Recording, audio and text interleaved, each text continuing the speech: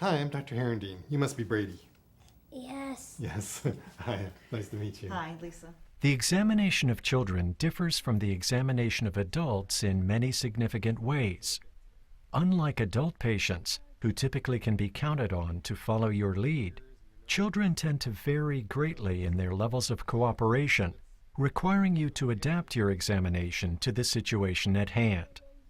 Therefore, you may find it necessary to adjust both the order and style of the examination to the child's mood, behavior, and level of development.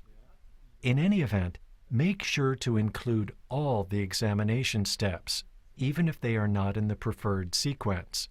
And remember, when you complete your post-examination write-up, you will need to place the examination sequence back into its traditional order.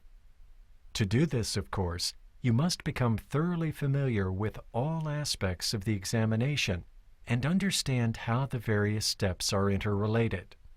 You can increase the chances of obtaining cooperation from children by remembering the following tips. You can begin the examination with the child sitting on the parent's lap, moving the child to the exam table for the components that require him to lie down. Let the parent undress the child, and try to be at the child's eye level. Engage the parents, too. Solicit their help in calming the child or otherwise assisting. Including the parents also provides an opportunity to assess temperament and bonding. Engage children in age-appropriate conversation, using a playful, reassuring voice. Paddleboards are fun. Do you have a good kick? Yes. Make a game out of the examination. For example, you might say, And can you breathe like a puppy dog and go, let the child see and touch the tools you will use during the examination. Avoid asking the child's permission to examine a body part. After all, you will do the examination regardless. If you cannot console the child, complete the examination expeditiously, or give the child a short break. Mastering the techniques of examining children takes time. With practice and experience, you will achieve technical proficiency. In general, you will perform non-disturbing maneuvers early and potentially distressing maneuvers near the end. With the patient's health history in mind, and after good hand hygiene, you are ready for the physical examination. Begin with a general survey, inspecting the patient closely, literally from head to toe, in order to form impressions for your later written assessment. During the general survey, you will observe for a wide range of abnormalities, including behavioral problems, such as poor parent-child interactions, sibling rivalry, inappropriate parental discipline, and an overall intense temperament. When engaging the child in age-appropriate conversation, look for signs of developmental delay in areas such as cognitive abilities, language, social and emotional tasks, as well as gross and fine motor skills. This developmental assessment also becomes a key part of the neurological exam. Observe for signs of social or environmental problems, including parental difficulties such as stress or depression and risk for abuse or neglect. Somatic growth is one of the most important indicators of a child's health. A deviation from normal may be an early sign of an underlying problem. The most important tools for assessing somatic growth are growth charts. Growth charts display a series of lines that enable you to establish percentile rankings for your patients, indicating their growth relative to other children of the same chronologic age. To assess trends, plot patients' growth parameters over time. Measure standing height, or stature. You will obtain optimum results using an accurate wall-mounted stadiometer. Have the child stand with the heels back and the head against the wall or the back of the stadiometer. If using a wall with a marked ruler, make sure to place a board or other flat surface across the top of the child's head at a right angle to the ruler. Please note that stand-up weight scales with height attachments are relatively inaccurate. Weigh children in their underpants or gown on a stand-up scale. Use the same scales across successive visits to optimize comparability. In general, head circumference is measured until the child reaches 24 months. Afterward, this measurement may be helpful if you suspect a genetic or central nervous system disorder. Age and sex-specific charts are now available to assess body mass index for age.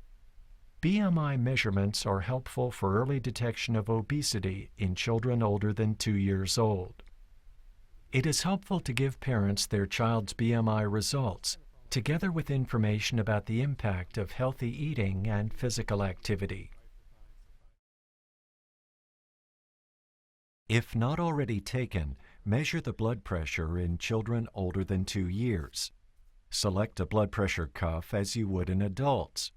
It should be wide enough to cover 2/3 of the upper arm or leg. Because hypertension is more common in children than previously thought, it is important to obtain an accurate measurement. Therefore, keep in mind that children have elevated blood pressure during exercise, crying, and anxiety. If the blood pressure is initially elevated, you can measure it again at the end of the examination. Elevated readings must always be confirmed by subsequent measurements. Obtain an accurate pulse rate. Measure the heart rate over a 60-second interval. Here is an overview of the ranges of normal heart rates. The respiratory rate ranges from 20 to 40 per minute during early childhood and 15 to 25 during late childhood, reaching adult levels around age 15. Alternatively, you may use your stethoscope to measure respiratory rate on the chest or in front of the mouth. You can observe for 60 seconds as the child sits quietly with shirt removed. In children, auditory canal temperature recordings are preferred over other methods because they can be obtained quickly with essentially no discomfort. Body temperature in children is less constant than in adults. Examination of the skin is the same for children as for adults.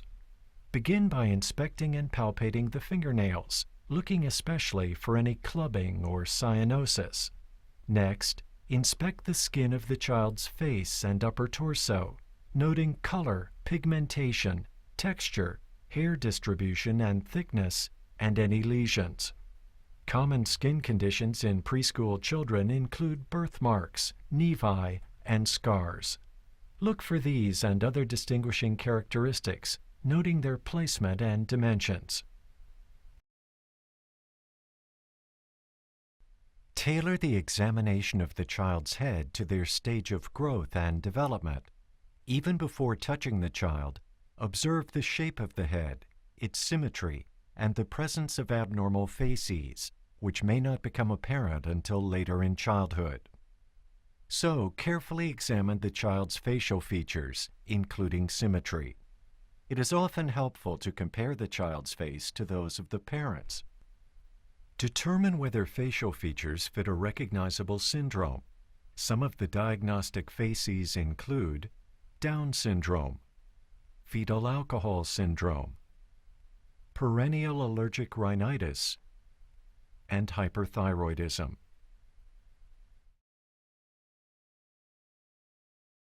Examine the child's eyes just as you would an adult's. Inspect each cornea, iris, and lens. Check the color of the conjunctiva and sclera. The two most important parts of the eye examination for young children are to test visual acuity in each eye and to determine whether the gaze is conjugate and symmetric.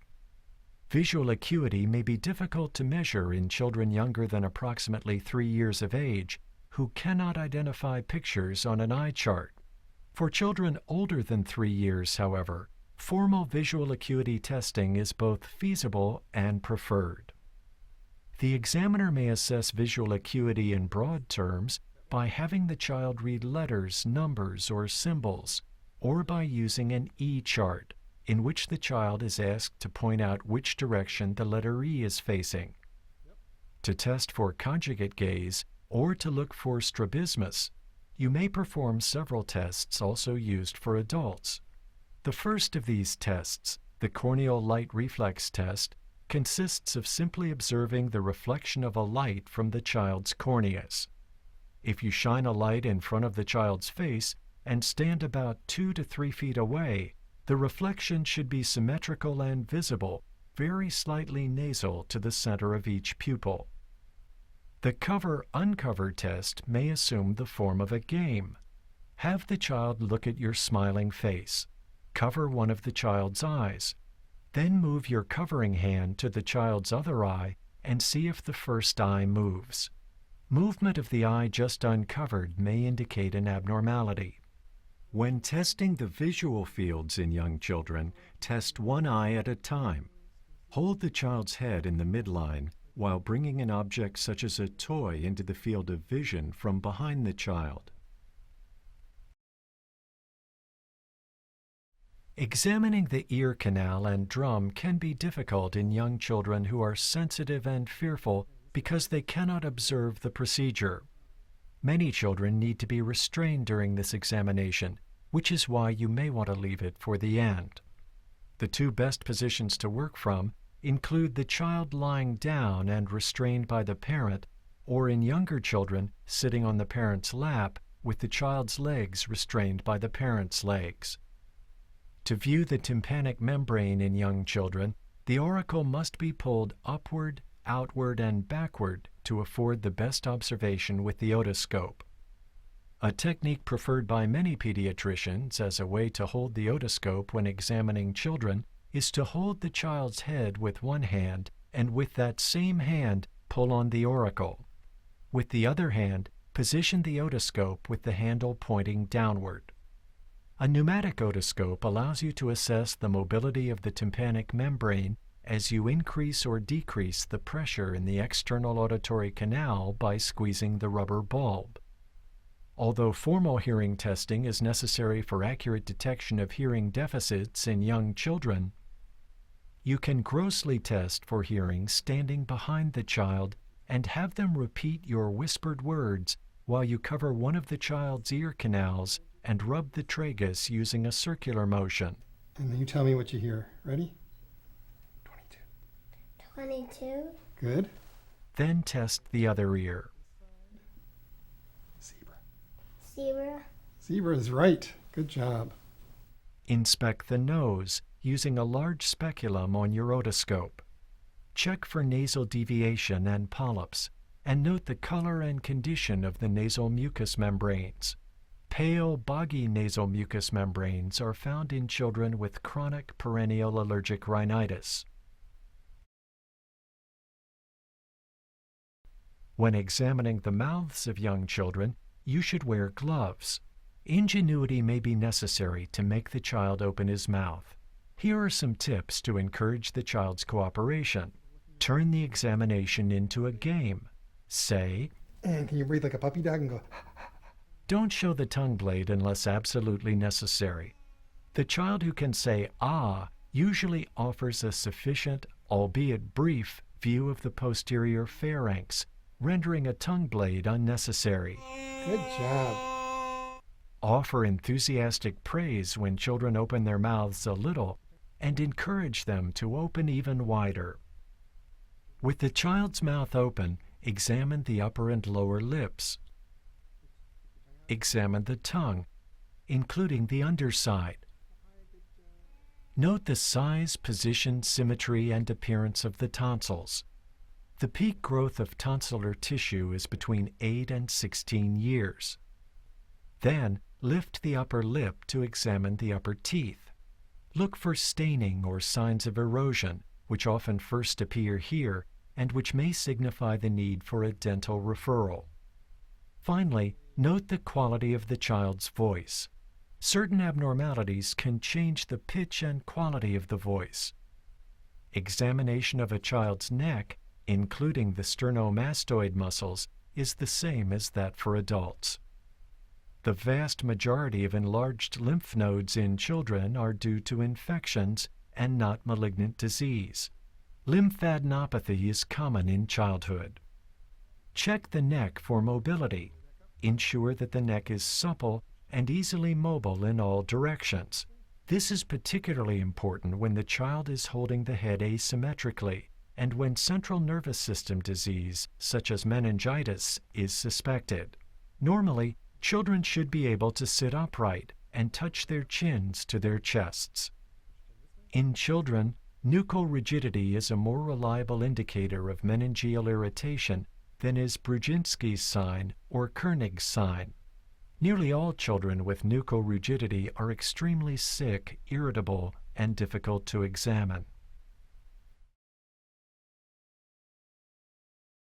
As children age, the lung examination becomes similar to that for adults. Auscultation usually is easiest when a child barely notices. Carefully assess respirations and the pattern of breathing. An important tip is not to rush to the stethoscope, but rather to first observe the child carefully. Assess the relative proportion of time spent on inspiration versus expiration. The normal ratio is 1:1. Prolonged inspirations or expirations are a clue to disease location.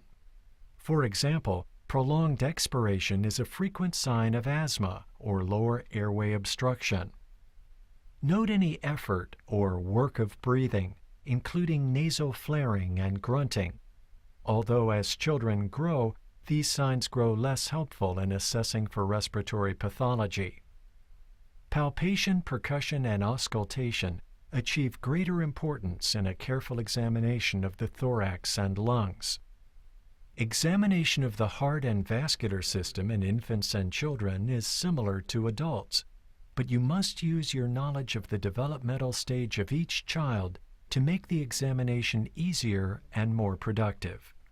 Let children move the stethoscope themselves, going back to listen properly.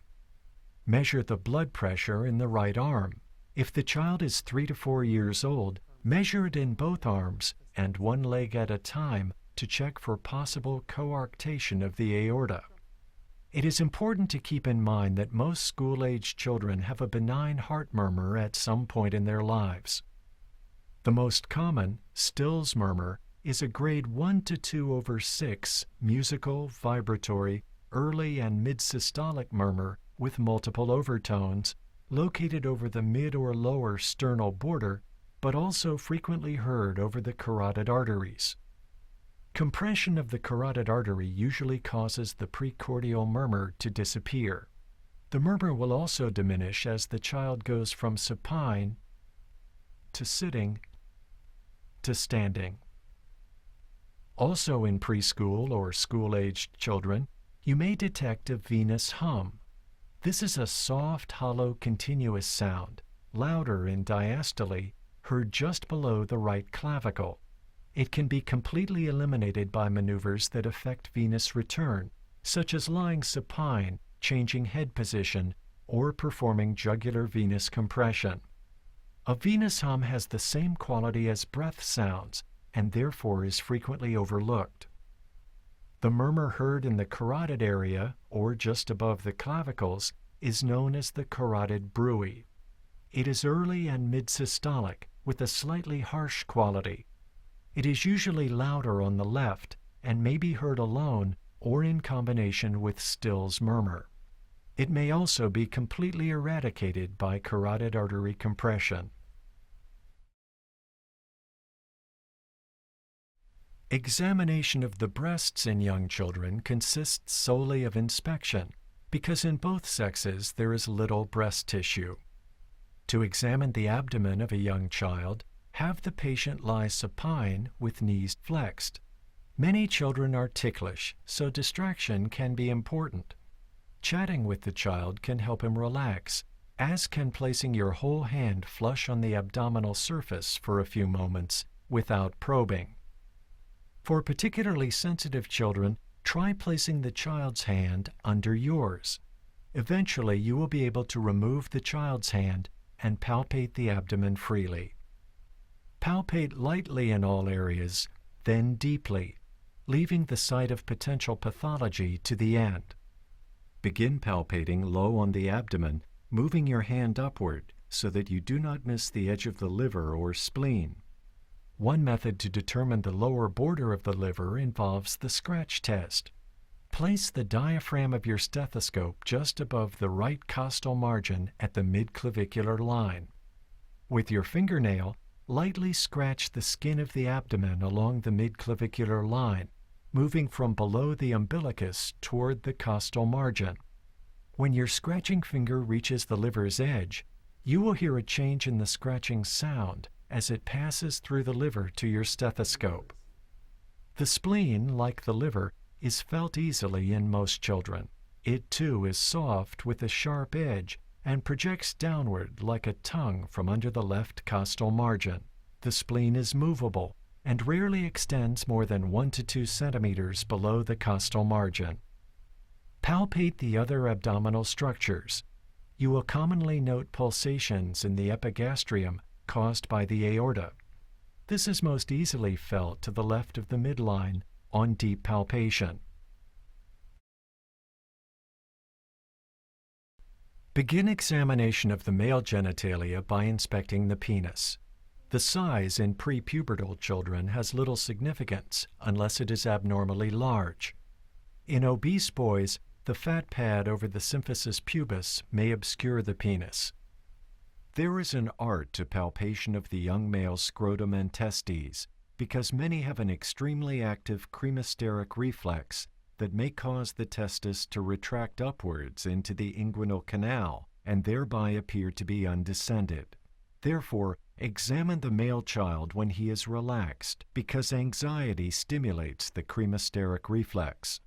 With warm hands, palpate the lower abdomen, working your way downward toward the scrotum along the inguinal canal.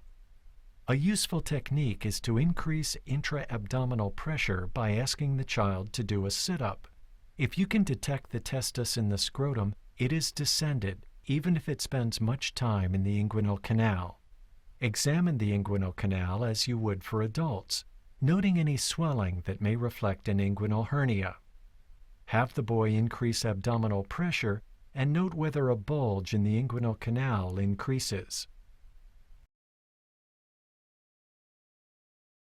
The female genitalia examination can be anxiety-provoking for the older child and adolescent, but if not performed, a significant finding may be missed. The examination of external female genitalia is the same for all ages of children. Use a calm, gentle approach, including a developmentally appropriate explanation as you do the examination. A bright light source is essential. Most children can be examined in the supine frog leg position. If the child seems reluctant, it may be helpful to have the parents sit on the examination table with the child. Or the examination may be performed while the child sits in the parent's lap, as shown here. Examine the genitalia in an efficient and systematic manner. Inspect the external genitalia for pubic hair, the size of the clitoris, the color and size of the labia majora, and any rashes, bruises, or other lesions. Next, visualize the structures by separating the labia with your fingers, as shown here.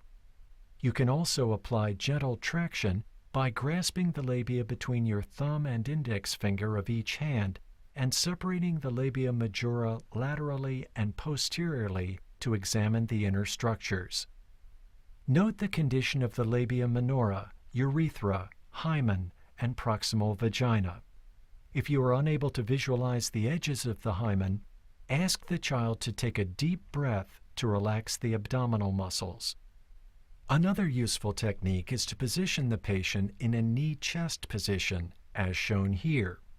Avoid touching the hymenal edges because the hymen is very tender without the protective effects of hormones. Examine for discharge, labial adhesions, estrogenization, hymenal variations, and hygiene. The physical examination may reveal signs of sexual abuse and may require more complete evaluation by an expert in the field. The rectal examination is not routine, but should be done whenever intra-abdominal, pelvic, or pararectal disease is suspected. In older children, abnormalities of the upper extremities are rare in the absence of injury. The normal young child has increased lumbar concavity, decreased thoracic convexity, and often a protuberant abdomen. You will detect most abnormalities by watching carefully from both the front and behind as the child stands and walks barefoot, touches his toes, and runs a short distance. To check for scoliosis, perform the Adams bend test if the child is at least 6 years old. Have the child stand with his bare feet together and bend forward with the knees straight and the arms hanging straight down. Look for any asymmetry in positioning. If you detect scoliosis, use a scoliometer to test for the degree of scoliosis. Finally, check for leg length discrepancy by having the child stand straight as you observe from behind. Place your hands on his iliac crests. Your hands should be perfectly parallel to the floor.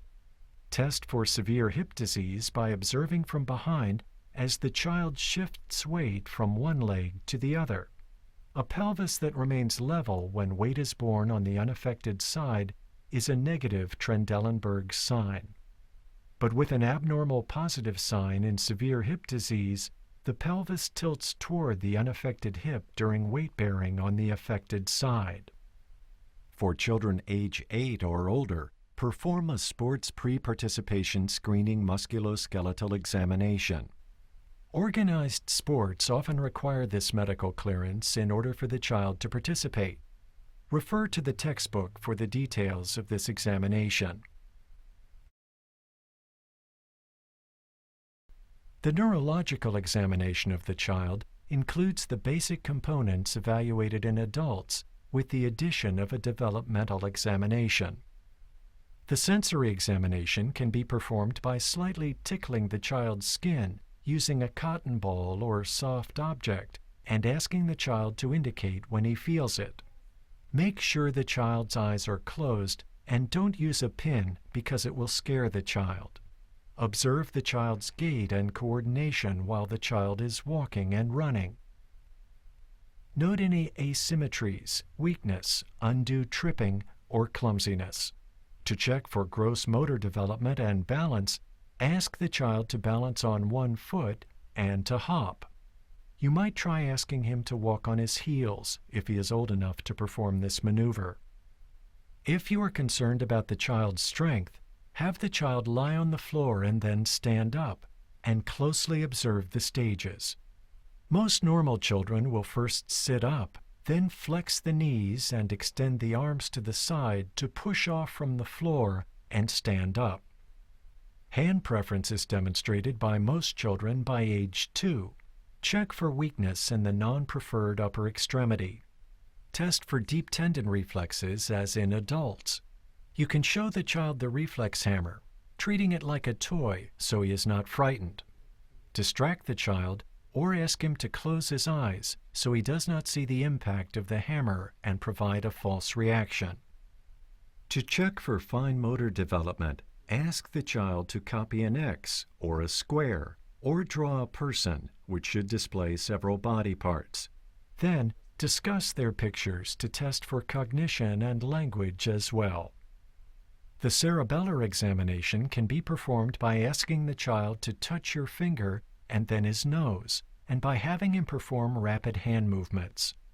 Children older than 5 years old should be able to tell right from left, so you can assign them right-left discrimination tasks as well. The cranial nerves can be assessed using developmentally appropriate strategies. Cranial nerve 1, which mediates sense of smell, is generally not tested at this age. Cranial nerve 2, which mediates vision, is usually assessed in part by testing for visual acuity.